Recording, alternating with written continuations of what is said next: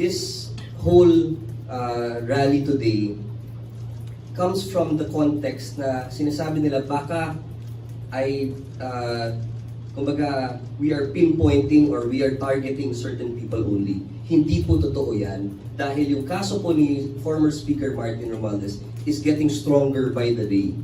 And the reason why we accepted si former Secretary Manny Bonoan into as a state witness is precisely because yung kanyang intention na to cooperate with us is for that case specifically. So yung budgetary process po, no, yung budget po ng DPWH, yung budget ni former Secretary Manny Bonoan, yun po ang kinalikot na budget ng House leadership at that time. So, ang corruption ho kasi, hindi mo yan pwedeng i-penetrate galing sa labas. Kailangan, meron ka talagang insider sa loob.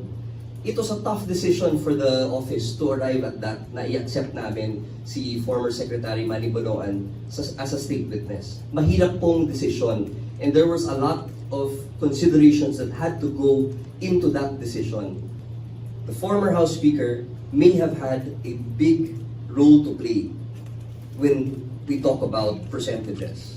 Diba? So, yung mga statements niya, yung conversations niya with the House leadership, with certain congressmen, is very vital to our investigation.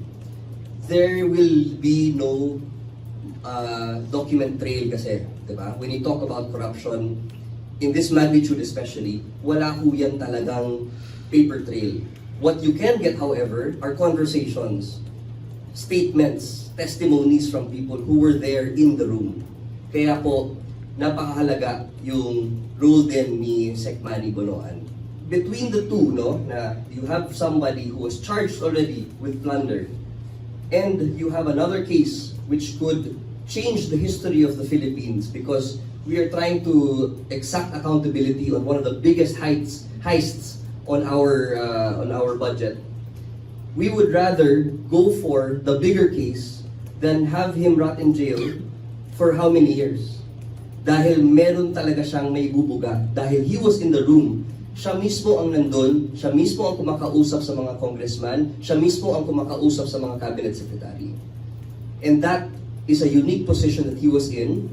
And if he is willing to cooperate, we are willing to see also what he has to say para mapalakas po ang ating kaso laban kay former House Speaker Martin Romualdez.